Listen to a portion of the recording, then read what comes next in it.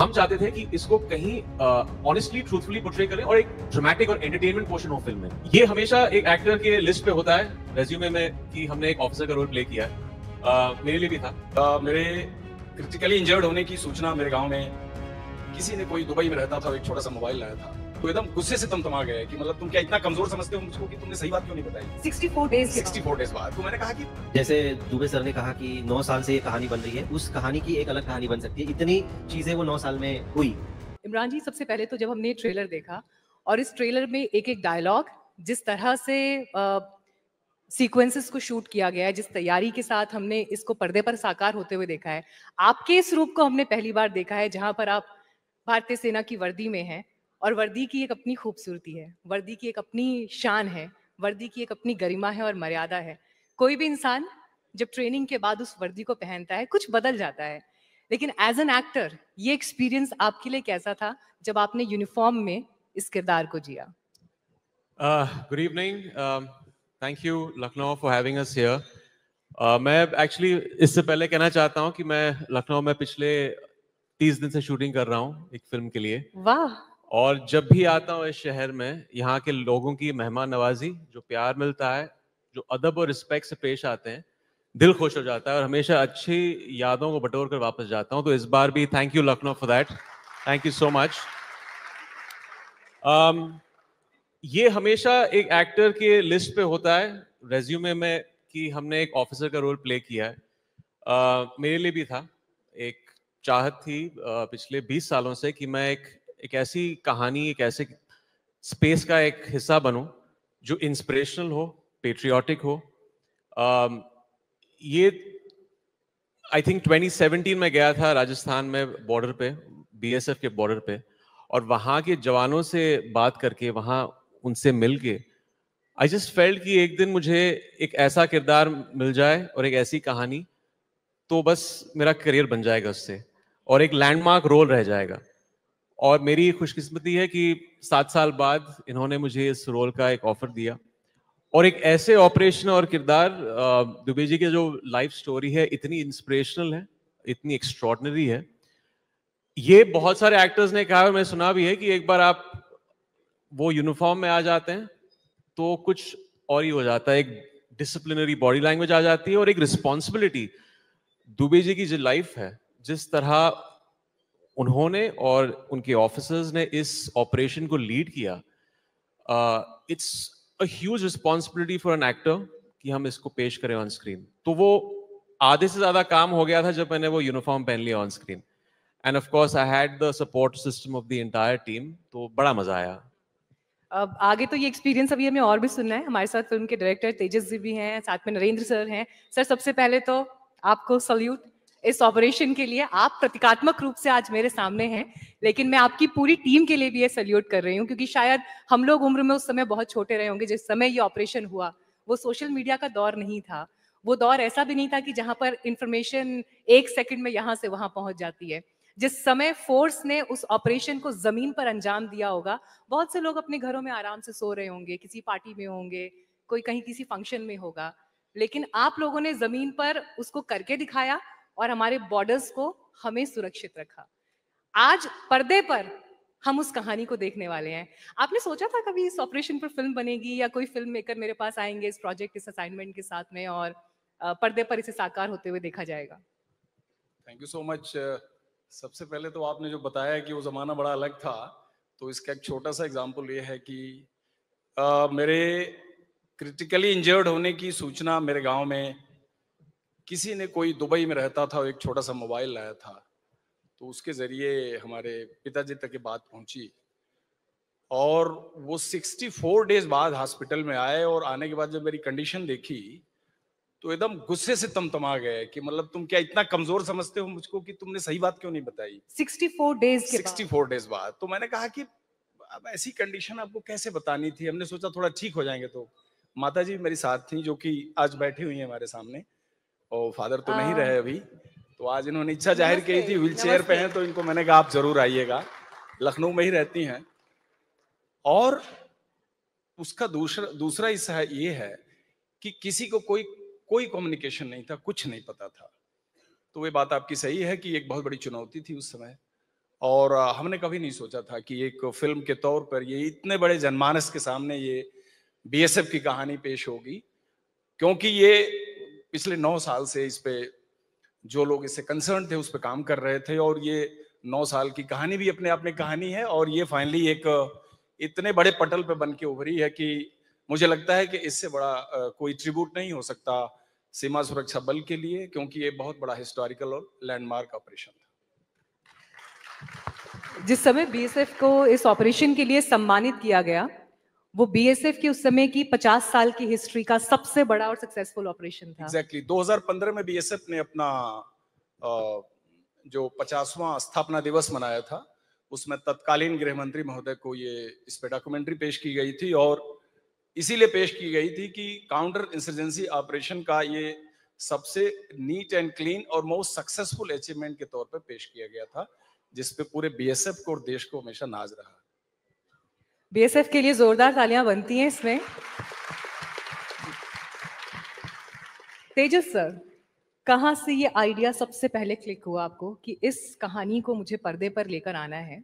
हालांकि अभी हम देख रहे हैं सिनेमा में ऐसी बहुत सारी कहानियां आ रही हैं जहां पर सेना के शौर्य को पर्दे पर दिखाया जा रहा है, इससे पहले भी और कहानियां रची गई, लेकिन इस ऑपरेशन और नरेंद्र सर तक आपका पहुंचना, उनकी कहानी को लेकर आना, थोड़ा इसके बारे में। नमस्ते। जैसे दुबे सर ने कहा कि 9 साल से ये कहानी बन रही है, उस कहानी की एक अलग कहानी बन सकती है। इतनी चीजें वो 9 साल में हुई, लेकिन मैं खुशनसीब समझता हूँ कि वो कहानी मुझ तक पहुंची, क्योंकि ये इतना बड़ा ऑपरेशन बहुत ही कम लोगों को पता था। और जो हमारे इस फिल्म के 2 लेखक हैं, संचित और प्रियदर्शी, उन्होंने इस कहानी के ऊपर थोड़ा काम किया था, और दुबे सर के साथ उनका संपर्क था।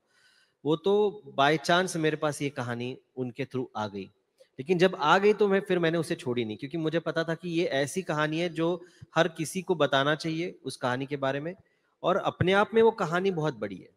और मुझे लगता है वो कहानी इसलिए भी बड़ी है, और शायद दुबे सर भी इस बात को मानेंगे, कि उस कहानी का इम्पैक्ट केवल उस प्रदेश पर या कश्मीर पर ना रहा, बल्कि पूरे भारतवर्ष पर उसका परिणाम देखने मिला, जो कि बहुत बड़ी बात है। तो देश की संसद पर हुए हमले और गुजरात में अक्षरधाम मंदिर में हमले के पीछे जो आतंकवादी ग्रुप और मास्टरमाइंड्स थे, उनके ऑपरेशन में भारतीय सेना ने किस शौर्य के साथ ये पूरा ऑपरेशन अंजाम दिया है, ये वो कहानी है, ये वो किरदार है जिसको पर्दे पर इमरान हाशमी जी रहे हैं, और तेजस जी ने जिस फिल्म को डायरेक्ट किया है, और नरेंद्र सर के जीवन पर आधारित ये कहानी है। बायोपिक्स ये हम देख रहे हैं अभी चल रही हैं, जो आ भी रही हैं पर्दे पर, लेकिन जिस समय इस किरदार के लिए आप तैयारी कर रहे थे, क्योंकि आप सेना से जुड़े एक ऑफिसर को जीने वाले हैं, एक डेकोरेटेड ऑफिसर को जीने वाले हैं, पहली बार आप ये किरदार यूनिफॉर्म के साथ निभा रहे थे, आपकी क्या प्रिपरेशन थी? सर के साथ कैसी फर्स्ट मीटिंग रही इसके सिलसिले में, या जो आपने इसके लिए रिसर्च वर्क किया, वो कैसे तैयारी हुई? जैसे भी जैसे हम किसी भी कैरेक्टर पे काम करते हैं, एक फिजिकल, मेंटल, इमोशनल स्टेट का सही उस अप्रोच से चलना बहुत ज़रूरी है। पहले तो एक फिल्म में जब आप एक बीएसएफ ऑफिसर का किरदार निभा रहे हैं, तो एक फिजिकल स्टांस होना, एक डिसिप्लिनरी बॉडी लैंग्वेज का होना बहुत ज़रूरी है। तो उसके लिए बस बोरिंग सी चीज़ें हैं, वेट्स उठाना है, कसरत करनी है, एक डिसिप्लिन सी लाइफ फॉलो करनी है। जो चीज़ों से दिक्कत मुझे होती थी ज़्यादा खाने में, मुझे ज़्यादा खाना पड़ा इस रोल के लिए, बिकॉज एक कमांडिंग फिजिक होना बहुत ज़रूरी था इस कैरेक्टर के लिए। आई थिंक जो एक मेंटल और एक साइकोलॉजिकल स्टेट है, एक बहुत ही कॉम्प्लेक्स चीज़ है किसी भी ऑफिसर का या जवान का, क्योंकि आप एक ऐसे सिचुएशन, एक ऐसे रीजन में है जिस तरह कश्मीर है, एक जैसे हम सब जानते हैं एक बहुत ही वॉलेटाइल जगह है। वहाँ की पॉलिटिकल, हिस्टोरिकल, ज्योग्राफिकल टेंशन्स की वजह से ये दुनिया की सबसे कॉम्प्लेक्स और सेंसिटिव जगहों में से एक है, और जिन सिक्योरिटी एजेंसीज को ये रिस्पॉन्सिबिलिटी दी गई है, इतना टफ टास्क है, क्योंकि वहाँ पे इंसर्जेंसी जिस तरह होती है, अटैक्स, सरप्राइज अटैक्स, जो हिट एंड रन अटैक्स हो रहे थे, जिस तरह हमारे फिल्म में दिखाया है कि 70 जवानों की हत्या हो गई, तो वो साइकोलॉजिकल चीज कहीं लेके आना इस कैरेक्टर में। तेजस ने बहुत सारे मुझे आर्टिकल्स भेजे, राइटअप्स भेजे। फिर ये एक अच्छी बात थी कि मैं दुबे जी के इन टच में था, और इसमें एक बहुत ही क्लियर चीज है, आपको सिर्फ कैरेक्टर को, पर्सनालिटी को ही डिस्टिल करके आपको उस एक समराइज करना है। तो मेरी जो पहली मीटिंग थी, आई रियलाइज कि एक चीज है about Dubey ji, he is very charismatic, articulate, और इनकी एक ह्यूमिलिटी है, एक हम्बलनेस है जो जनरली ऑफिसेज में होती है, क्योंकि हम एज सिटीजन हम देखते हैं कि ये इतनी बड़ी एक जो सैक्रिफाइसेस देते हैं ये, बट इनके लिए it's just another day on the job for them. ये जब मैं इनसे बात भी की एनकाउंटर के बारे में, यू जस्ट सेइंग हम अपनी ड्यूटी कर रहे हैं, हम अपने देश से प्यार करते हैं, this is we are doing it for the citizens of this country. तो उस चीज को कहीं डिस्टिल करना उस कैरेक्टर में, वो मेरा एक मकसद था। एंड ऑफ कोर्स एक स्क्रीन प्ले के दायरे में आप किस तरह उसको कन्विंसिंगली प्ले करते हैं। थैंकफुली आई हैड तेजस, हमारा विजन बहुत क्लियर था, मिलता जुलता था कि हमें इसको ओवर जिंगोइस्टिक नहीं बनाना है। जनरली कभी कभी क्या होता है हमारी इंडस्ट्री में, चीजों को इतना फेक और ओवर द टॉप बना देते हैं हम कि वो आर्टिफिशियल चीज आ जाती है। हम चाहते थे कि इसको कहीं ऑनेस्टली, ट्रूथफुली पोर्ट्रे करें और एक ड्रामेटिक और एंटरटेनमेंट क्वेश्चन हो फिल्म में। कहीं भी सुर कुछ ज्यादा ही चला गया तो वो चीज फिर थोड़ा सा ऑफ पुटिंग होता है ऑडियंस के लिए। तो ये मकसद था हमारा, and we had a team that supported us on that. In fact मैं ये आपसे पूछने वाली थी कि यूजुअली जैसे हम हिंदी में कहते हैं कि कोई वो कविताएं जिनमें वीर रस की बात है, तो ऐसी सेना पर आधारित, सेना के बैकड्रॉप पर आधारित फिल्मों में हम देखते हैं कि डायलॉग्स, भारी भरकम डायलॉग्स आते हैं या एकदम जोश और जज्बे से भरने वाले सीन्स होते हैं। तो आपके कुछ इंटरव्यूज के क्लिप्स मैं देख रही थी जो इधर उधर पब्लिश हुए हैं, तो आपने इस बात को काफी उसमें हाईलाइट किया है कि हमने इस चीज को कॉन्शियसली एफर्ट लिया है कि हमें फिल्म को रियल रखना है, क्योंकि रियल कहानी पर बन रही है, उसको ड्रामेटिक उसमें लेकर नहीं जाना पिक एंड चूज आप कहाँ पे वो सिनेमैटिक लिबर्टी ले सकते हैं और कितना इफेक्टिवली ड्रामा और उसका सुर सही होना चाहिए। Like I give you an example, जहां पे वो डायलॉग आता है ट्रेलर में, जहां पे नरेंद्र एक ट्रक पे चढ़ के कहता है प्रहार होगा। I can bet my life कि दुबी जी ने ऐसा नहीं किया होगा, ट्रक पे चढ़ के अपने जूनियर से इस तरह बात नहीं की होगी। उनको लगेगा कि दुबी जी को क्या हो गया, बट ये ड्रामा कहीं उस सुर तक वहां पे सही लगता है जहां पे ओवर पिच नहीं हो, at the same time audience को वो स्वेल ऑफ पेट्रियोटिज्म मिले और वो अच्छा नजर आए स्क्रीन पर। सो उतना ही एक सिनेमैटिक लिबर्टी हमने ली है। नरेंद्र सर, जब पहली बार आपने ट्रेलर देखा, उस समय क्या पहला रिएक्शन आपका था? इमरान सर पास हो गए आपका किरदार निभाने में आपकी नजर में? इमरान हाशमी खुद ही बहुत ब्रिलियंट कैरेक्टर हैं और खुद बहुत ब्रिलियंट कलाकार हैं, तो मैं इनको इवेल्युएट तो नहीं कर सकता, क्योंकि एज एन आर्टिस्ट इनका अच्छा नाम है, बहुत बढ़िया नाम है। जब मैंने ट्रेलर देखा तो उससे पहले की थोड़ी सी बात बता दूं, जब इसकी रूपरेखा डिस्कस हो रही थी और आपके जो बाकी लोग हैं जो कि डिस्कशन के लिए आए थे, और उसमें कुछ इश्यूज पे बातचीत चली थी कि इसको कहां पर हम क्या कर सकते हैं, तो मैंने ये बोला था, जिसकी आप लोगों ने अभी चर्चा की, कि जितना कोशिश करिए कि ये कहानी बहुत रियलिस्टिक हो। तो एक जो प्रॉपर बैलेंस रहा जिसमें कि सिनेमाटोग्राफिक फ्रीडम जो इन्होंने बनाने में ली और जो फैक्चुअल कहानी का जो दोनों का कॉम्बिनेशन रहा, वो बहुत अच्छा था। मैं मतलब मेरे एक्सपेक्टेशन से बहुत ऊपर था और यही मेरी पहली प्रतिक्रिया थी। पहली दाद तो आपको फिर यहाँ से मिल गई सीधे सर से। मुझे लगता है जिनके जीवन पर आधारित, जिनसे जुड़ी कहानी है, उन्होंने ही मतलब सीधे कहता है कि मेरे एक्सपेक्टेशन को सरपास कर गया। ये तो उनका प्यार है और वो पहले दिन से है। हमने इनको फिल्म का एक पहला कट भी दिखाया था, तभी भी उनसे जो हमें रिस्पांस आया था वो बहुत मतलब ऐसा था कि पीठ थपथपा के चले गए वो, कि चलो शायद उनको लगा होगा कि हाँ ये फिल्मी है, हम ऐसा नहीं करते, बट हम एक वो मीडियम का भी अपना एक डिमांड होती है कि हम किस तरह से उसको लाए। जैसे ये जो बात हो रही है, ये मेरी और दुबे सर से भी हुई थी कि मैं भी इस किरदार को ऐसे ही देखता हूँ कि अगर वो 10 फीट से छलांग लगाएगा तो पहले छलांग तो लगाएगा क्योंकि वो सोल्जर है, लेकिन फिर उसको पैर में चोट भी लगेगी क्योंकि वो इंसान भी रियल है। क्योंकि वो एक वो लाइन मार्जिन रखना बहुत जरूरी होता है कि हम किस तरह की कहानी बताना चाहते हैं, और इस फिल्म में हमने वही कोशिश की है कि वो जो रियलिटी से चिपक कर चले कहानी, उससे ज्यादा हम दूर ना जाए। कश्मीर में आपने कितने दिन शूट किया? शूटिंग अगर आप बोलेंगे तो करीब 28 दिन हमने शूट 28 किया, दिन का शूट रहा। लेकिन हम रहे बहुत समय क्योंकि उस शूटिंग से पहले भी हम कई बार गए और शूटिंग के दौरान भी आपका बीच में थोड़ा ब्रेक कभी होता है। तो कश्मीर में हम कौन कौन सी लोकेशंस हैं जो इस फिल्म के जरिए लोग देखने वाले हैं, जिसके बारे में ज्यादा शायद लोगों को ना पता हो? ज्यादा तो क्या, मुझे लगता है कुछ कुछ ऐसी लोकेशन है जहाँ पे कभी हम एज अ टूरिस्ट जाते ही नहीं है, जा सकते भी नहीं है, ऐसी भी जगहों पर हम जा चुके हैं। लेकिन जो है वो अलग ही है, वो दुनिया ही अलग है। जैसे सर ने कहा कि बहुत दिया है कश्मीर को, और अनफॉर्चुनेटली वहां से बहुत लिया भी है, लेकिन वो जो खूबसूरती है वो बैकड्रॉप में खूबसूरती, और सामने जो चल रहा था कि एक समय था, वो दौर था जब वो जल भी रहा था, तो वो दौर था, हमने दिखाने की कोशिश की है वो समय का।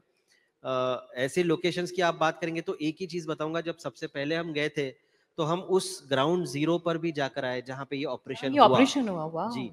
और दुबे सर हमारे साथ थे, और हमें खुद वो अलग फील हो रहा था कि हम जा रहे हैं सर के साथ, लेकिन सर का वहां जाना बहुत, मतलब उनके लिए एक शायद आम बात रही थी। एक्चुअली सितंबर 2019 में गृह मंत्रालय ने इस फिल्म को गो अहेड का एक लिखित ऑर्डर पास किया था, और मुझे जहां तक याद है 27 अगस्त 2022 को आपका कैमरा रोल हुआ था। तो मैं सोचता रहा कि इत्तेफाक है या ऐसे ही है, क्योंकि 27 अगस्त की ही वो डेट थी जिस दिन ऑपरेशन शुरू हुआ था, और इसका कल्मिनेशन 29 अगस्त के रात को हुआ था। तो जब मैं गया श्रीनगर तो हमारे बैचमेट धर्मेंद्र पारिक वहां पर डीआईजी थे, तो मैंने बोला कि आर्टिस्ट लोग कहाँ हैं, तो उन्होंने कहा कि वो फायरिंग की जो आवाज आ रही शूटिंग रेंज पे है। तो मुझे इल्म नहीं हुआ कि मैंने कहा ये बंबई से आए हैं, बॉलीवुड के इतने बड़े लोग कलाकार हैं, तो इनका रेंज में क्या काम है। तो मैं चल के जो फायरिंग रेंज में गया तो इनकी पूरी टीम फायरिंग प्रैक्टिस कर रही थी, बिल्कुल फटीक में, प्रॉपर, बिल्कुल लेट भर फायर कर टारगेट चेक करना। तो हमें लगा कि ये इन्होंने डे वन से लगता है इस चीज को अडॉप्ट करने के लिए कितनी सीरियसनेस है। मतलब बहुत अच्छा लगा कि ये प्रॉपर एक फॉर्मल ट्रेनिंग ले रहे हैं कि जो कैरेक्टर को हम दिखाएं या सीमा सुरक्षा बल को पब्लिक की नजरों में जो हम शो करें, ये ऑलमोस्ट वही हो जो कि असल जिंदगी में। इनफैक्ट मैं चाहूंगी आप इस पर जरूर बात करें, क्योंकि ये कितनी बड़ी जिम्मेदारी आपके कंधों पर भी है कि आप बीएसएफ के एक ऑफिसर को रिप्रेजेंट कर रहे हैं। तो चाहे यूनिफॉर्म पहनने का तरीका है, सैल्यूट का तरीका है, सैल्यूट रिसीव करने का तरीका है, मतलब बहुत छोटी छोटी बातें हैं, but every single thing is quite important. नहीं, जैसे आपने कहा, ऑफ कोर्स ऐसी फिल्में आप हमेशा फिल्में ऑडियंस के प्यार को बटोरने के लिए करते हैं, लेकिन इसमें वो एक एडिशनल रिस्पॉन्सिबिलिटी थी जहां पे आप बीएसएफ की दुनिया को एक तरह से आप रिप्रेजेंट कर रहे हैं, वो ऑडियंस के सामने पेश कर रहे हैं, किसी की जिंदगी आप ऑडियंस के सामने पेश कर रहे हैं। तो हर चीज को कहीं रिसर्च के साथ, उन बारीकियों के साथ उसको वेन करना और स्टडी करना सेट पे जाने से पहले, तो प्री प्रोडक्शन का बाकायदा बहुत हमने वक्त लगाया। और थैंकफुली जो सपोर्ट सिस्टम, जो सहारा हमें बीएसएफ से मिला, उसके बगैर इस फिल्म में जो क्रेडिबिलिटी आई है, जो स्केल आया है, वो नहीं आ पाता। क्योंकि हम जब गए श्रीनगर, पहले कुछ दिन तो यही हम सीखे सब कुछ, जैसे जिस तरह आप हमारे प्रोटोकॉल्स होते हैं जूनियर सीनियर्स के बीच, जिस तरह सल्यूट करते हैं, बैजेस मेडल्स किस तरह पहनते हैं, चलने का ढंग, एक जो स्टांस होता है, कवर जब आप फायरिंग कर रहे हैं किस तरह होता है। और पहले दिन तो सारी गन्स और आर्म्स एंड एम्युनिशन इन्होंने, एक ऐसा लग रहा था कि बुफे टेबल है, बस खाना नहीं है, गन्स है वहां पे। तो एक 2000 और 2003 के बीच जो इक्विपमेंट था तभी, ऑब्वियसली मॉडर्न डे इक्विपमेंट, जिस तरह नाइट विजन गॉगल्स और सब उस समय इस्तेमाल नहीं की जाती थी, तो वो सब रिसर्च के हिसाब से वो हमने बीएसएफ से एक तरह से बात करके वो इस फिल्म में इस्तेमाल किया है। मैं अगर बोलूं इसमें कुछ जी, अगर आपको याद है, बीएसएफ का कैंप में का शायद वो आखिरी दिन था, और उसमें हम वो सीक्वेंस शूट कर रहे थे जब फिल्म के नरेंद्र दुबे फाइनल क्लाइमैक्स के लिए तैयार होके सारे एम्युनिशन वगैरह लेके जा रहे हैं। तो हम एक्चुअल जहां एम्युनिशन, सर ये बोल सकता हूँ ना मैं? हाँ, तो बोलना शुरू कर दिया तो बोल दीजिए। हाँ, बोलना ही पड़ेगा। तो एम्युनिशन जो रखते हैं, कोत कहते हैं, उसके बिल्कुल बाहर हम ये शूट कर रहे थे, और हमारे पास में डमी ग्रेनेड्स रखे थे।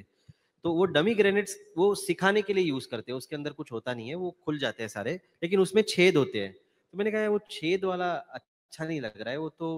तो जो हमारे साथ लाइजनिंग ऑफिसर थे, उसने बोला कोई बात नहीं सर, ये ले लीजिए, आप दूसरा ले लीजिए। तो मुझे लगा वो डमी है जिसमें छेद नहीं है, वो लेकिन असली ग्रेनेड्स थे। Oh my God. तो उन्होंने सामने रखे, इमरान कन्विंस करने की कोशिश की कि अगर हाथ का शॉट है तो मैं चला जाता हूं, आप लोग शूट कीजिए कि मेरा काम तो हो गया है, पता नहीं सही में वो एक असली ग्रेनेड आ गया वहां पे, तो फिर पता नहीं लेने के देने पड़ जाएंगे। लेकिन उन्होंने बहुत सिंपली कहा था, ये पूरी सेफ्टी के साथ उन्होंने हमें बताया था कि ये कुछ नहीं होगा, इसका उसका एक तरीका होता है, लेकिन हमारे लिए वो बहुत अलग थी।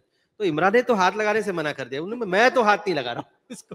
बोल रहे हैं कि पिन निकालो इसमें से, ये असली नहीं है। आज एक एनीवेज, खैर वो शॉट ठीक हो गया। चलिए हम फिल्म में मेरे ख्याल से आज जितने लोगों ने ये किस्सा सुना शायद रिकनेक्ट कर पाए उससे, उस समय फिल्म देखते हुए आइडिया लग पाएगा उसका। नहीं अभी वो तो पता नहीं चलेगा पता ऑडियंस नहीं को, चलेगा, ऑफ कोर्स नहीं सीन चलेगा। में। वो तो हम वो पूरी मतलब हमारी भी वो एक बात होती है कि जितना भी उसमें फेक चीज हो फिल्म के लिए, लेकिन दिखाते वक्त वो कहीं पता नहीं चलता है। वो एक्टर्स के ऊपर भी रहता है कि जिस तरह से फेक गन को भी वो असली गन की तरह यूज करते, क्योंकि वो ट्रेनिंग है, वो सोच है वैसी। और बीएसएफ के हमारे साथ में एक ऑफिसर पूरे टाइम थे, जैसे दुबे सर भी कई बार शूटिंग पर आए, लेकिन एक ऑफिसर हमारे साथ पूरे टाइम रहते थे जिन्होंने हमें बताया कि नहीं ये ऐसा नहीं ऐसे करते। तो उसकी बहुत बहुत मदद हुई हमारे। आपने कहा 28 दिन आपने कश्मीर में शूट किया, लेकिन मैं अपनी ऑडियंस की जानकारी के लिए बताना चाहूंगी, बड़ा एक इंटरेस्टिंग पॉइंट ये है कि फ्राइडे यानी कल ही श्रीनगर में फिल्म का रेड कार्पेट होने वाला है, और 38 साल के बाद जम्मू कश्मीर में रेड कार्पेट जैसा, ऐसा फिल्म के प्रीमियर जैसा कोई कार्यक्रम हो रहा है। तो जब हम बात न्यू कश्मीर, नया कश्मीर, क्या बदल रहा है, क्या हो रहा है, लेकिन ये अपने आप में एक कितनी बड़ी बात है कि 38 साल बाद एक तस्वीर वहां पर ऐसी दिखाई देगी जिसे याद करने वाले लोग अब उम्र में कितने बड़े हो चुके हैं, जो उस समय यंग एज में रहे होंगे और आज वो उस मोमेंट को रिलिव करेंगे। और इमरान, आपकी फिल्म के लिए ये होने वाला है कश्मीर आई थिंक में। एक एयर ऑफ नॉर्मलसी आनी शुरू होगी वहां पे। बहुत सारे क्रूज में जाके वहां पे शूटिंग करते हैं। आई थिंक मैं और बॉलीवुड के क्रूज को इनवाइट करना चाहूंगा कि वहां जाके वो अपनी स्क्रीनिंग्स करें, ताकि और वहां पे टूरिस्ट के जो एक फुटफॉल्स होंगे वो भी बढ़ गए। हमने खुद देखा, हमारी 30 दिन की जो शूटिंग थी वहां पे, एक सेफ्टी नॉर्म्स था वहां पे, कोई दिक्कत नहीं हुई। कश्मीर की मेहमान नवाजी कैसी लगी आपको? बहुत बहुत अच्छी, बहुत अच्छी, बहुत मजा आया वहां पे। और मेरा एक्चुअली पहला ट्रिप था श्रीनगर में। आप पहले श्रीनगर नहीं मैं गए नहीं इससे गया था, पहले? पहली बार इस फिल्म के लिए जाके मैंने शूटिंग की वहां पे। और खूबसूरत तो है ही जगह, लेकिन वहां के लोगों ने भी इतना सपोर्ट किया हमें, दिल खुश हो गया। और आई थिंक हमारी शूटिंग भी इतनी आसानी से हमने खत्म कर ली, पता भी नहीं चला। वैसे अभी तो बातचीत अलग दिशा में जा रही थी, लेकिन क्योंकि कश्मीर और मेहमान नवाजी का जिक्र हो गया तो मैं ये जरूर पूछना चाहूंगी। अभी आपने कहा लखनऊ में आपने काफी दिन बिता लिए, लखनऊ का खाना वर्सेस कश्मीर का खाना। मेरा एक्चुअली बहुत बोरिंग सा डाइट है, तो ओह गॉड मैं मैं तो सेम खाना खाता हूँ ब्रेकफास्ट लंच डिनर रोज। तो वो होटल के लोग भी तंग आ गए हैं, उनको भी 1-2 दिन के बाद बोलना बंद ही कर दिया था, क्योंकि उन्हें पता है कि ये तो सर आप तो यही कश्मीर खाने का वाले रेसिपी हैं। आप बिल्कुल ट्राई नहीं कर मैंने पाए? नहीं ट्राई किया एक्चुअली। आज मेरी शूटिंग खत्म हुई है, मैंने बोला कि कहीं प्रॉब्लम हो गई, क्योंकि मैं डाइट में इतना वेरिएशन नहीं करता हूँ। अब शायद आज रात को नरेंद्र शायद सर, व्हाट अ लॉस। आप क्या मतलब मेहमान नवाजी में कश्मीर का खाना मिस कर गए? To play him on screen कितनी मेहनत करनी पड़ती है, इसके लिए थोड़ा तो सैक्रिफाइस हमें करना पड़ता है। जी जी बिल्कुल। वो अब तक तो पता था कि इमरान हाशमी दो ही चीज कॉमनैलिटी है हमारी उनकी, बट एक तीसरी चीज और मिली आज की, जो इनका फूड वाला हैबिट पता चला। एक दिन हमारी बातचीत हुई तो इन्होंने कहा कि बी पॉजिटिव ब्लड ग्रुप, क्योंकि आप देखे होंगे यूनिफॉर्म में बी पॉजिटिव इंस्क्राइब्ड है नेम प्लेट के साथ, और ये फोर्स में यूनिफॉर्म पे बी ब्लड ग्रुप लिखना एक ऑपरेशनल रिक्वायरमेंट है, लाइफ सेविंग रिक्वायरमेंट है। तो मैंने कहा कि बी पॉजिटिव ब्लड ग्रुप तो मेरा भी है। फिर हमारा बर्थ मंथ का शेयर करने की बात चली थी, आल्सो मार्च बाद, तो वो एक कॉमनैलिटी निकल के सर है। एक और कॉमनैलिटी इन्होंने आज बात एक और कॉमनैलिटी निकली है, जो आज मुझे पता चली।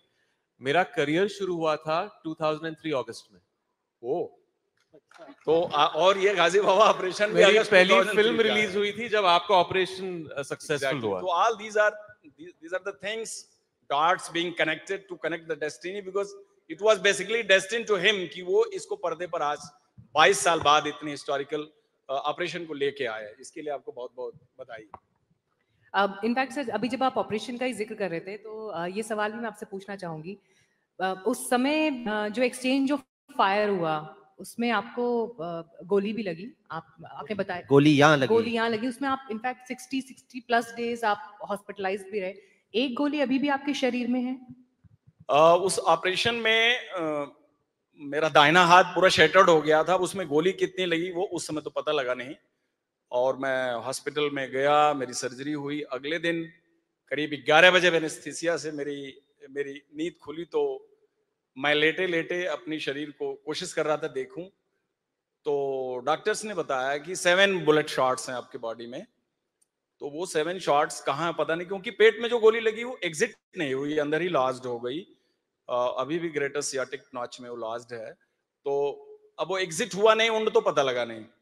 राइट लेग में गोली लगी तो उसने फ्रैक्चर नहीं किया बोन को, तो शायद नहीं पता लगा, जब स्टिचेस से मालूम हुआ। और लेफ्ट चेस्ट में करीब 3 शॉट्स लगे थे। वो डायरेक्टर जनरल कमेंडेशन रोल का जो इंसिग्निया होता है 1 by 1 इंच स्टील प्लेट, मेरी मुकद्दर अच्छी थी तो वो पूरा उस पर ब्रंट लगा और वो पूरा क्रश हो गया। वो अभी भी हमारे पास एक सोवेनियर के तौर पे घर में रखा है। और उसने गोलियों को आर्म पिट में डिफ्लेक्ट कर दिया, जिसकी स्टिचेस वगैरह थी, और एक गोली पेट में लगी थी। तो वो इंजरी का पूरा डिटेल हमको अगले दिन हॉस्पिटल में पता लगा, क्योंकि जब हॉट इनकाउंटर सिचुएशन में आप होते हैं तो उस समय जो आपकी लाइफ को अफेक्ट कर रहा होता है, जो आप महसूस कर पाते हैं, उससे ज्यादा आपको उसमें पता नहीं होता। तो ये इंजरी वगैरह का पूरा डेटा डॉक्टर से मिला और मेरा हॉस्पिटलाइजेशन बहुत लंबा रहा। मैं 19 दिसंबर 2007 को एम्स से डिस्चार्ज हुआ। बीच बीच में मैं इंटरमिटेंट पीरियड के लिए डिस्चार्ज भी होता था, लेकिन जो कोलोन रिमूवल हमारी सबसे बड़ी सर्जरी थी, जो एक ही कैलेंडर ईयर में 3 सर्जरी हुई मेरे पेट की, और फाइनली मैं एनल पाउच पे रहा करीब 2 साल तक। अब ये सारी चीजें हैं, बट ठीक है, आज ये सब देख के बहुत अच्छा लग रहा है कि ये चीजें तो मैं सिर्फ आपको देख रही थी कि आप कितने आराम से, कितने नॉर्मल तरीके से इस बात को कह रहे हैं। I was just looking at you. मतलब सर, मतलब लोग ये कहते हैं कि जब कि लाइफ में बहुत सारी प्रॉब्लम्स आती हैं, लोग प्रॉब्लम्स फेस करते हैं, लेकिन अगर हॉस्पिटल से रिलेटेड एक प्रॉब्लम आ जाए ना, स्वास्थ्य से रिलेटेड, बाकी सब प्रॉब्लम्स जो हैं वो जीरो हो जाती हैं उस आपकी दिन। बात बिल्कुल सही है। ये इनकाउंटर बेसिकली मौत से हाथ मिलाने वाला था, but hand shaking with the death. आप जा रहे हैं, आपको पता है कि गाजी बाबा का हेड आउट है, 17 महीने से वो स्केप कर रहा है कश्मीर वैली में। संसद पर हमला करने का इतना बड़ा क्रिमिनल रिकॉर्ड उसके सिर पे है, उसको मारना है। पक्की खबर है उसका डिप्टी चीफ आपके कब्जे में है, तो आप प्रिपेयर्ड हैं कि ये होगा, क्योंकि कुछ तो कीमत चुकानी पड़ेगी। और एग्जैक्टली यही हुआ। तो इन सारे इनकाउंटर्स में हमारे एक साथी बलवीर सिंह की शहादत हुई, जिसका हमें बहुत दुख है। उसे बचा नहीं पाए हम, क्योंकि पहला झटका उसको लगा और पहली गोली लगी।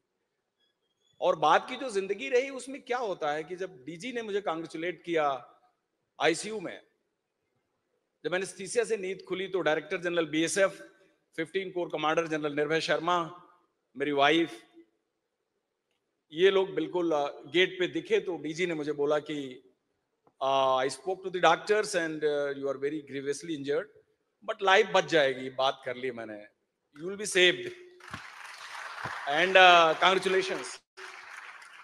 तो मुझे तब समझ में नहीं आया कि ये किस बात की बधाई दे रहे हैं। तो उन्होंने बोला कि गाजी बाबा इज हिस्ट्री। तो और बाकी साथियों की जब खबर मैंने सुना, तो जो कहते हैं कि आपके तकलीफ जो इतने बड़े लेवल पे है आपके माइंड में, वो ऐसा लगा नहीं, लगा बहुत कम हो गया। तो होता है कि जब आप एक रिकॉग्निशन मिलती है और बाकी बची हुई जो जिंदगी है वो आप एक इज्जत और ग्लोरी के साथ जीते हैं, लोग रिकॉग्नाइज करते हैं, तो you can comfortably live with the injuries and the disability which you acquired during the line of duty. मेरा ये मानना है, फिर वो सब चीज कम हो जाती है। इतना सर, उसका ख्याल। Another salute. मैं आपकी ये बात सुनते सुनते इस विषय पर बात करने लगेंगे तो फिर आज पूरी शाम निकल जाएगी, और क्योंकि जितनी लेयर्स हैं ऐसे विषयों की, और जी, इतनी लेयर्स हैं इन सब चीजों की, कि हम कॉमन लोग घर में बैठकर ये सब बातें हमारे लिए किससे कहानियों का हिस्सा है। आप ग्राउंड जीरो पर उस ऑपरेशन को निभाकर और सक्सेसफुली निभाकर आए हैं। इनफैक्ट जब जिस समय मैंने फिल्म का ट्रेलर देखा, इसमें एक बात इस ट्रेलर में आती है जिसमें सैनिक का शौर्य तो दिखाई देता है, उसके पीछे के स्कार्स नहीं दिखाई देते। आपके ही किसी आई थिंक इंटरव्यू का भी ये हिस्सा था, कहीं पर शायद आपने ये कहा होगा, जब ये स्कार्स की हम बात करते हैं तो ये जो चैलेंजेस हैं जो सैनिक ने ऑफिसर ने उस ऑपरेशन के दौरान जिए हैं, आप जब इस किरदार को पर्दे पर निभा रहे थे, आपके लिए कोई ऐसा इमोशनल या कोई ऐसा इंटेंस मोमेंट आया जिसने शायद आपको भी भीतर तक झकझोरा और उससे बाहर निकल में as an actor, as a person आपको टाइम लगा? हाँ, कुछ ऐसे सीन्स हैं बहुत ही इमोशनली डिस्टर्बिंग इस फिल्म में, जहाँ पे पढ़ के मुझे बड़ा धक्का लगा और ऑडियंस को भी लगेगा। ज्यादा इसके बारे में कह नहीं पाऊंगा क्योंकि इसमें कॉन्टेक्स्ट में फिल्म में लोगों का मजा किरकिरा हो जाएगा, लेकिन आपने प्रोमो में देखा होगा एक सीन जहाँ पे नरेंद्र खड़ा है और इसकी आंख से आंसू टपकता है, और फिर एक सीन है जहाँ पे अपनी बीवी के सामने वो रो देता है। तो वो आई थिंक एक सोल्जर की जिंदगी को कहीं समराइज वो चीज करती है, जहां पे आप अंदर एक तरह से टर्मोइल, इतनी टर्बुलेंट बात होती है, आप अंदर से टूट चुके हो, इतना हाई रिस्क प्रोफेशन है, इतनी सारी चीजों का सामना करना पड़ता है। जिस तरह इन्होंने कहा कि बलबीर सिंह जो इनके दोस्त हैं, इनके कॉमरेड्स की जाने चली जाती हैं ऑपरेशंस में, इतनी चीजें इनको देखनी पड़ती है, लेकिन फिर भी एक्सटर्नली आपको वो एक प्रोटेक्टर का रोल निभाना है फॉर द कॉमन मैन, वो एक कॉन्फिडेंस इंस्टिल करना है, और वो एक सीन है जहां पे वो सारी इमोशंस को एक तरह से फील कर रहा है और वो बस सीनियर के सामने दिखा नहीं पा रहा है, लेकिन अपने फैमिलीज के सामने, अपनी पत्नी के सामने वो एक वल्नरेबल साइड, वही एक जगह है जहां पे वो अपना दिखा सकता है। तो वो आई थिंक वो इमोशनली ड्रेनिंग बहुत सारे सीन्स हैं हमारी फिल्म में इस तरह। आपका ट्रेलर जब आपके करीबी लोगों ने देखा, फैमिली ने, फ्रेंड्स ने, उनका क्या रिएक्शन था, या सबसे बेहतर कॉम्प्लीमेंट जो आपको अभी तक के परफॉर्मेंस के लिए इस ट्रेलर को देखकर मिला हो, which stayed with you? I think ये कि एक ऑफिसर के किरदार में पहले तो उन्होंने कभी इमेजिन नहीं किया था कि I would be able to pull it off, क्योंकि मैंने कभी इस तरह का किरदार प्ले नहीं किया था। उनको एक जनरली कहानी पता है, फिल्म का कॉन्टेक्स्ट क्या है, उन्होंने कुछ आर्टिकल्स में पढ़ा है, but I am waiting actually जो असल रिएक्शन आएगा जब वो फिल्म देखेंगे, क्योंकि इतनी एक्स्ट्रॉर्डनरी टेल है ये। जब लोग सिनेमा घर में जाके ये फिल्म देखेंगे, 2 घंटे की फिल्म, और पूरे ऑपरेशन के बारे में जानेंगे, वो फिर वो जब बाहर आएंगे, वो मुझे उनका रिएक्शन पता करना है किस तरह होगा। What made you select this film? जब आपको ये लगा कि ये फिल्म मुझे करनी है या I want to be in this project? I think his lifestyle and also एक ऐसे extraordinary operation के बारे में जो BSF ये 50 years में सबसे एक महत्वपूर्ण ऑपरेशन रहा है और हमारे नेशनल सिक्योरिटी में एक डिफाइनिंग मोमेंट रहा है।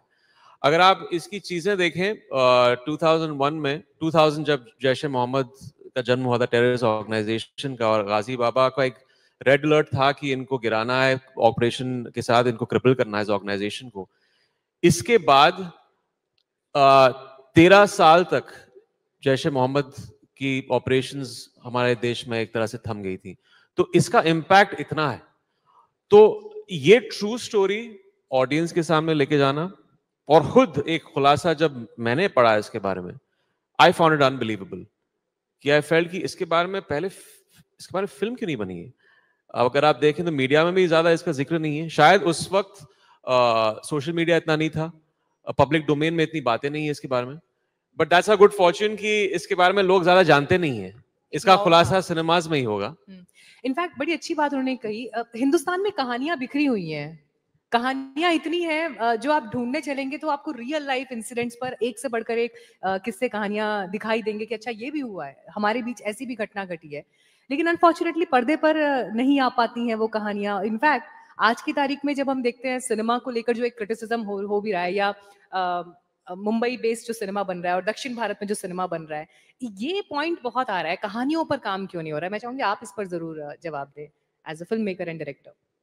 कहानियों पे काम हो रहा है, ऐसा नहीं है कि नहीं हो रहा है, पर वो एक दौर होता है कि जब आप एक पर्टिकुलर टाइप की कहानी लेकर चलना चाहते हो, लेकिन अब अगर आप देखेंगे पिछले 20 सालों में, ये 20 क्या उससे ज्यादा भी, देश की सुरक्षा के बारे में जितनी कहानियां हैं उसके ऊपर फिल्में आ रही है और आते रहती हैं। वो मतलब हर 5-6 फिल्म के बाद एक फिल्म उस पे आती है, जो कि अच्छी बात है। मुझे लगता है वो फ्रीक्वेंसी और बढ़नी चाहिए, लेकिन जैसे आपने कहा वो भी बात सच है कि इतनी कहानियां हैं हमारे देश में कि किसी को कोई पसंद आती है, किसी को कोई, तो मुझे लगता है वो थोड़ा चॉइस का भी एक उसमें भाग है, और ऐसा कुछ सोची समझी वो कोई प्लानिंग नहीं है कि इस तरह की कहानियां नहीं कहनी है, लेकिन वो चॉइस का पार्ट है।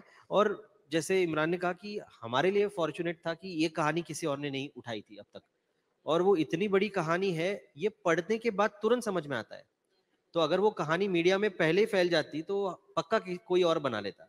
तो ये तो हमारा सौभाग्य था कि वो हमें मिल गई। क्या बात है। और नरेंद्र सर तो आज साथ में बैठे ही हुए हैं। अब ट्रेलर में एक सर डायलॉग आता है, कश्मीर में वर्दी पहनने का मतलब समझते हो क्या? ये डायलॉग, मतलब ये कहते हैं ना, बोन चिलिंग एक स्टेटमेंट निकल कर आता है। एंड आई एम श्योर कि जो ऑफिसर्स हमारे वहाँ ऐसे एरियाज में सर्व करते हैं, नॉट ओनली कश्मीर बट बाकी भी जो बॉर्डर एरियाज हैं जहाँ पर सर्व कर रहे हैं, उनकी फैमिलीज घर पर कई बार कहते हैं 3 दिन से बात नहीं हुई, और 3 दिन से बात नहीं होने का मतलब उनके लिए कुछ और होता है as compare to the other people from the country. तो वो डायलॉग उस सेंटिमेंट को रिप्रेजेंट और रेजोनेट करता है स्क्रीन पर। एक्चुअली ये डायलॉग जो है, इसका कनेक्शन इस बात से है कि सन 2000, 2001, 2002, 2003, ये जो 4 साल थे, इस 4 साल के कालखंड में इतनी कॉप किलिंग हुई कश्मीर में जो किसी और पीरियड में नहीं हुई। कल मैं इंटेलिजेंस ब्रांच से मिले हुए डेटा को पढ़ रहा था, तो मैं ईयर वाइज कंपेयर कर रहा था वायलेंस और किलिंग के बारे में। तो यूनिफॉर्म में जेके पुलिस का कांस्टेबल हो, आर्मी का जवान हो, सीआरपीएफ का हो, बीएसएफ का हो, अगर आपने यूनिफॉर्म पहना हुआ है तो आप डाउनटाउन श्रीनगर में एक ऐसे साफ टारगेट हैं कि साइलेंसर पिस्टल से शूटिंग के लिए आप प्रोन हैं, और कुक्कड़ बाजार, मैसुमा, हवा कादल, लाल चौक, डल गेट, उन गलियों में आपको ड्यूटी देनी है। आपके पास कोई दूसरा जरिया नहीं है, वहां फिजिकली आपको रहना है। आपकी आंखें सामने देखती हैं। हमारे एक जवान को सिर्फ इसलिए उसकी जिंदगी बच गई कि वो जाड़े की टोपी पहना था और हेलमेट उस वजह से पूरा फिटेड नहीं था। उसको पिस्टल सटा के गोली मारी, लेकिन उसने सोचा कि जहां पे हेलमेट है वो खोपड़ी है, लेकिन हेलमेट ऊपर था और उसको गोली टच करके निकल गई। जाके हम लोग उठा के लाए, लेकिन मतलब वो बच गया, उसको बहुत डांट पड़ी। अब मेरे कहने का अर्थ है कि कोई भी जवान यूनिफॉर्म में खड़ा है तो उसको मान के चलना है कि उस पर कभी भी फायर होगा। और उन्होंने, फिल्म का भी शायद ये पार्ट है कि इतनी किलिंग्स हुई, और सारी किलिंग जैश ए मोहम्मद के जरा निगरानी में गाजी बाबा कर रहा था। बीच में ये भी प्रस्ताव चला कि क्यों ना प्राइवेट कपड़े में, सिविल कपड़े में हम लोग भी इसको काउंटर करें। थोड़ी कोशिश भी हुई, लेकिन जैसा कि आपको पता है कश्मीर की सिचुएशन में आप इस तरह का कोई एक्सपेरिमेंट अगर आप करते हैं तो ये कई बार सेल्फ सुसाइडल भी होता है, इसका काउंटर प्रोडक्शन भी बहुत ज्यादा होता है। और हमारे साथ बड़ी जिम्मेदारी थी। जिम्मेदारी मतलब कि आपको ये भी देखना है कि कोई बेगुनाह पब्लिक को गोली ना लगे, आपके रिएक्शन से कोई कोलेटरल डैमेज ना हो, वो एलिगेशन भी आपके ऊपर आता है। और आपके ऊपर अगर इस तरह का अटैक हुआ है तो आपको बदला भी लेना है। तो आप एक बड़े रेजर ब्लेड पे चल रहे होते हैं यूनिफॉर्म पहनने के बाद। तो ये सारी दिक्कतों के बीच सिक्योरिटी। इनफैक्ट सर, जब आप ये बात कर रहे हैं तो मुझे एक किस्सा याद आ गया। मुझे बीते कुछ सालों की घटना है, जिस समय मुझे लगता है पत्थरबाजी कुछ हुई वहां पर, और उसके बाद एक यंग ऑफिसर थे, उन्होंने गाड़ी के बोनट पर जो स्टोन पेंटल था उसको बिठा के उन्होंने बांधा, और वो, हाँ, और वो visual, it was a visual in national news. और हुआ ये उसके बाद कि एक अलग तरह की बहस पूरे देश में छिड़ गई कि ये कैसे आप कर सकते हैं। फिर उसमें 2 पॉइंट थे, ह्यूमन राइट्स वाला एक पॉइंट जो है लोग डिबेट में उठा रहे थे, और दूसरा बिंदु ये था कि क्या ह्यूमन राइट्स और क्या सुरक्षा का अधिकार वर्दी में जो है उसको नहीं है। उसके ऊपर जो पत्थर आया है, ठीक है, आप उस स्टेप को आप क्रिटिसिज्म के दायरे में लाइए, ड्यूटी के दायरे में लाइए, रिस्पॉन्सिबिलिटी के, लॉ एंड ऑर्डर के दायरे में लाइए, लेकिन वो एक ऐसी तस्वीर थी जिसने उस समय के जो बातचीत और जो हालात थे उसको एक प्रतीक, एक सिंबल के रूप में, एक सिंबल अपने आप में वो पिक्चर बन गई थी। ऐसे इंसिडेंट तो आपकी सर्विस के टाइम में, उस पर्टिकुलर टाइम में भी वहां पर काफी हुए होंगे, आई एम श्योर। एग्जैक्टली ऐसा जो आप एक पर्टिकुलर इंसिडेंट की आपने उदाहरण दिया, ये बड़ा एक आइसोलेटेड इंसिडेंट था। उस पे क्रिया प्रतिक्रिया व्यूज रिव्यूज डिफरेंट हो सकते हैं, मैं उस पे चर्चा करना नहीं चाहता।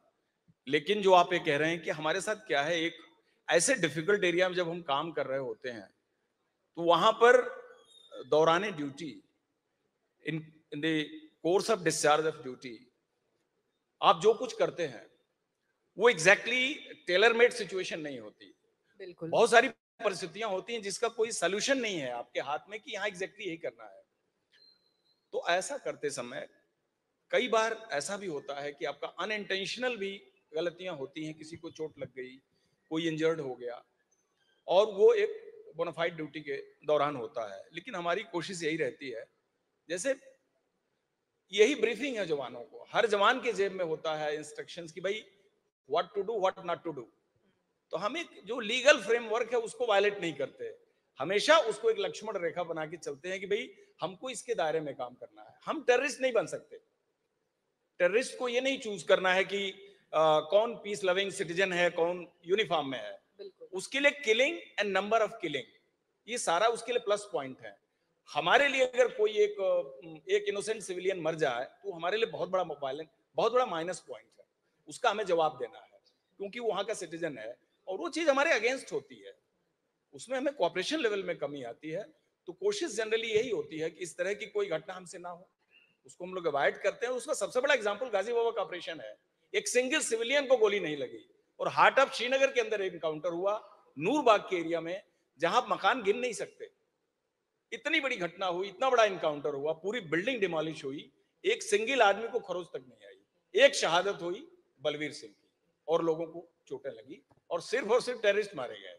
इनफैक्ट अभी कुछ साल पहले इसी तरह से किसी ऑपरेशन का जिक्र हो रहा था, तो उसमें भी एक सीनियर ऑफिशियल थे, उन्होंने कहा था कितने गाजी आए कितने गाजी गए हमें इससे फर्क नहीं पड़ता। तो वो मतलब मुझे लगता है वो गाजी बाबा वाला जो एक ऑपरेशन एक पॉइंट है, वो अपने आप में एक प्रतीक भी है भारतीय सेना के आतंकवाद के खिलाफ इस लड़ाई को लेकर। जो गाजी नोमेनक्लेचर है ये बेसिकली विक्टोरियस, फतह करने वाला, मतलब हम आई केम, आई सा, आई कांकर्ड, मतलब मैं हूं जो, मैं सुप्रीम हूं। तो इस शब्द से वो निकला हुआ है और उसके रेफरेंस में किसी पत्रकार ने उनसे पूछा था, क्योंकि वो बुक मैंने पढ़ी हुई है, तो उसमें उन्होंने एक मेटाफोरिकल लैंग्वेज का इस्तेमाल किया हुआ है कि कितने गाजी आए और कितने गाजी गए, मतलब let them come, we have kept the grave ready. Grave ready है उनके लिए, क्या बात है? ये उसका मकसद है मेरे। इमरान, आई एम श्योर आप जब सर से मिले होंगे और जिस समय आप लोगों के कॉन्वर्सेशन हुए होंगे फिल्म और कैरेक्टर की तैयारी को लेकर, तो ये सारे किस्से उस वक्त भी आए होंगे कि क्या क्या देखा, कैसे कैसे घटनाएं घटी। ऑडियंस जब ये फिल्म देखकर निकलेगी, क्या मैसेज अपने साथ लेकर जाएगी, या क्या एक वो मैसेजिंग और एक सीधा संवाद इस फिल्म के जरिए ऑडियंस के बीच होने वाला है? well, डेफिनेटली जो एक कंट्रीब्यूशन रहा है दुबे जी का, इनके बहादुर बीएसएफ ऑफिसर्स का बैक देन 2001, जो एक बहुत ही डिफाइनिंग मोमेंट था। सारी सिक्योरिटी एजेंसीज पे एक रिस्पॉन्सिबिलिटी दी गई थी कि उन्हें किसी भी तरह गाजी बाबा को पकड़ना है, इस ऑर्गेनाइजेशन को क्रिपल करना है। और जिस तरह इन्होंने इस ऑपरेशन की प्लानिंग की कि उन्हें जैश ए मोहम्मद को एक मुंह तोड़ जवाब देना है उस वक्त डिलिजेंटली, और ऐसा नहीं है कि इनको ऑब्स्टिकल्स का सामना नहीं करना पड़ा, ये भी दिखाया गया। कोई स्मूथ रोड नहीं था 2 साल तक, बहुत सारी चीजें थी, इश्यूज थे, लेकिन फिर भी इन्होंने ये कर दिखाया। तो आई थिंक टोटलिटी में जो एक फीलिंग आती है वो एक पेट्रियोटिज्म की फीलिंग आती है, एक फक्र होता है हमारे बीएसएफ के ऑफिसर्स पर, इनकी टीम पर। और ये 2 चीजें हम फॉर ग्रांटेड ले लेते हैं हमारी कंट्री में, वो है फ्रीडम और सिक्योरिटी। हमारे शहरों में हम भूल जाते हैं कि ये एक बस this is our God given right. ये हमें पता नहीं है कि वो सोल्जर, वो बीएसएफ ऑफिसर वहां पे बॉर्डर पे तैनात, धूप में, वहां राजस्थान की गर्मी हो या अप नॉर्थ माइनस डिग्रीज में, वो अपना काम कर रहा है और वो आपको प्रोटेक्शन दे रहा है।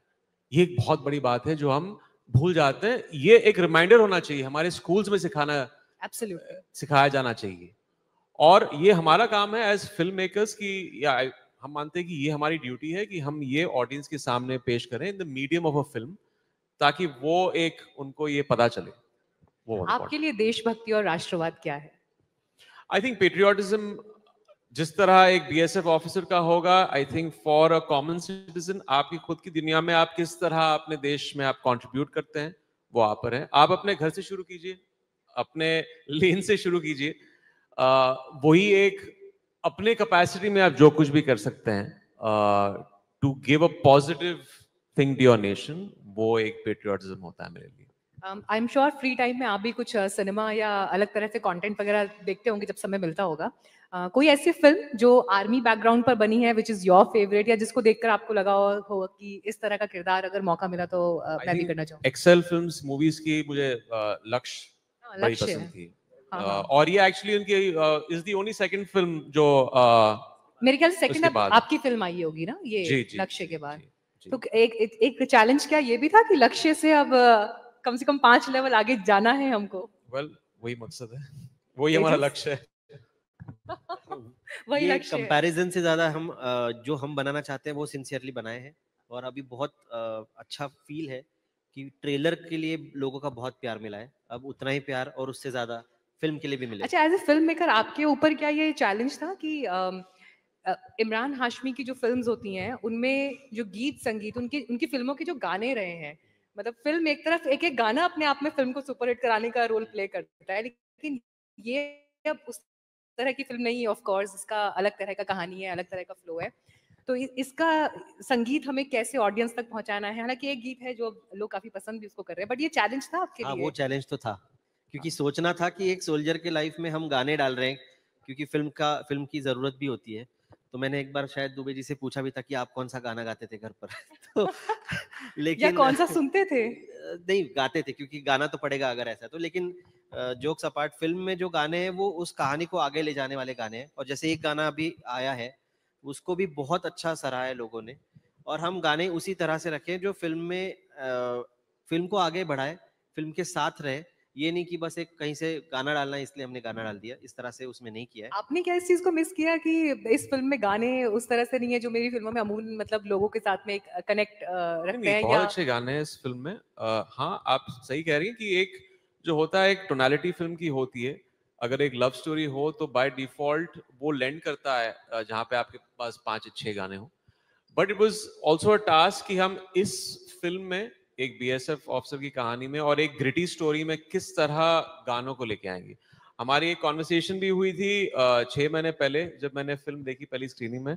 ने कहा कि गानों में काम करना होगा, क्योंकि ये हमेशा एक रिकॉल रहता है मेरी फिल्मों से गानों को लेकर, और जनरली भी हिंदी फिल्मों में वो एक हमेशा रिकॉल रहती है। थैंकफुली जो आर्टिस्ट हमें मिले, गायक मिले, म्यूजिशियंस मिले, इसमें जब वो सीन्स आते हैं जहां पे गाने आएंगे वो और भी बड़े हिट हो जाएंगे फिल्म की रिलीज के बाद, क्योंकि एक नैरेटिव को एक अपलिफ्टमेंट मिलता है इन गानों के जरिए, वो इमोशंस को एक अपलिफ्टमेंट मिलता है। तो जब फिल्म रिलीज होगी तो उसका कॉन्टेक्स्ट ही कहीं एक तरह से ऑनेस्ट हो जाएगा ऑडियंस के लिए। खैर, आपकी फिल्मों के लिए सभी लोग उस एक्सपेक्टेशन के साथ आते हैं कि गाने जो हैं वो किस तरह का रोल प्ले करेंगे, प्लस कितने समय तक हम उसे सुनेंगे। मतलब सारी फिल्में आपके पहली फिल्म से लेकर अभी तक का भी देखें तो आज भी लोगों के फोन में कम से कम 4 से 5 गाने आपको अलग अलग प्लेलिस्ट में मिल जाएंगे। लेकिन खैर, ये फिल्म अलग तरह की कहानी है और अलग तरह के मोटो को रिप्रेजेंट करती है। ये क्या आपके करियर का सबसे चैलेंजिंग रोल हम कह सकते हैं? What do you think? It's definitely one of आपके लिए है? Those, I feel one of those landmark roles जहां पे आपको जो मेहनत हम सब आई मीन हर किरदार में मेहनत करते हैं एक्टर्स, लेकिन जब आप एक रियल स्टोरी को आप दर्शा रहे हैं स्क्रीन पर तो थोड़ी सी ज्यादा मेहनत लगती है उसमें, क्योंकि it's a lot of research. आपको एक सेंसिटिविटी भी होती है ऑडियंस की, क्योंकि आप बीएसएफ को प्रोजेक्ट कर रहे हैं स्क्रीन पे, उनका रिप्रेजेंटेटिव एक तरह से दुनिया को दिखा रहे हैं, ऑडियंस के सामने पेश कर रहे हैं। और जब आप एक रियल लाइफ कहानी बता रहे हैं दुबे जी की, उनके ऑफिसर्स की, तो सिनेमा एक ऐसी चीज होती है कि इट्स देयर फॉर पोस्टेरिटी। एक बार वो चीज बन गई, इट्स देयर परमानेंटली, उसको आप फिर रिवर्स नहीं कर सकते हैं। तो प्री प्रोडक्शन में जितनी मेहनत जाती है इसमें, it's more than a normal film, क्योंकि वो एक फिक्शनल चीज होती है। यहाँ पे आप किस तरह इनकी जिंदगी को समेट के उन मोमेंट्स को किस तरह तराशेंगे कहानी में, स्क्रिप्टिंग से लेकर फाइनल प्रोडक्ट में, शूटिंग में जो सुर होगा एक्टर्स का, जिस तरह वो अपनी पिचिंग करेंगे, वो बहुत ही इंपॉर्टेंट है। तो उसमें ज्यादा मेहनत लगती है इन अ ट्रू लाइफ इवेंट। अच्छा सर, गानों का सवाल तो मैंने यहाँ पूछा, आपसे तो पूछना ही भूल गई। वैसे कभी होता था कि अपनी पलटन के साथ सब बैठे हैं, अपनी टीम के साथ बैठे हैं, तो कभी कुछ गीत संगीत या कुछ हल्के फुल्के मोमेंट्स ऐसे वक्त में भी आए हो आप? एक्चुअली हल्के फुल्के मोमेंट, गीत संगीत और एंटरटेनमेंट भी यूनिफॉर्म फोर्सेस का एक बड़ा इंटीग्रेटेड हिस्सा है। तो मतलब ऑपरेशनल एरिया में भी आप देखिए, इतने स्ट्रेसफुल ड्यूटी के बाद, इतनी रिस्क ओरिएंटेड ड्यूटीज के बावजूद भी जो उसके क्षण होते हैं उसको लोग उसको भी जीते हैं। और फोर्सेज में मोनोटोनस लाइफ नहीं है, there is a risk, there is a thrill, there is challenge and there is lot of entertainment also. कभी शेरो शायरी, कविताएं, कुछ ये सब? मतलब मुझको बर्बाद करना हो तो कोई शेरो शायरी मुझसे पूछे, गाना पूछे, because that is a very weak area about me. Sir Lucknow में बैठे हैं, अगर कुछ 2 लाइन अगर आ तो मैं नहीं गाता। और मुझे कोई भी शेर, कोई कविता जो आपके दिल के करीब हो। मैं एक हिंदी की 2 लाइन आपको कहना चाहूंगा कि एक फ्लावर यानी फूल से पूछा गया कि भाई आपकी इच्छा क्या है, व्हाट इज योर विश? तो उसने कहा कि चाह नहीं मैं उर्बाला के गहनों में गूंथा जाऊं, चाह नहीं मैं बिंद प्यारी के चरणों में ललचाऊं, मुझे छोड़ देना बनमाली उस पथ पर देना तुम फेंक, राष्ट्र भक्त को प्रेम चढ़ाने जिस पथ जाएं वीर अनेक। इसमें कुछ शब्द हम मिस भी कर रहे हैं, बट मैं इतना कहना चाहता हूं कि एक फूल के लिए अगर ये आत्मकथा और उसके बारे में ये चीज पूछी गई और उसकी अगर ये इच्छा है, तो शायद ये जो फिल्म है ये भी कुछ उसी दिशा की तरफ बनी है, जिसमें एक ट्रिब्यूट है और एक इनकी मंशा है।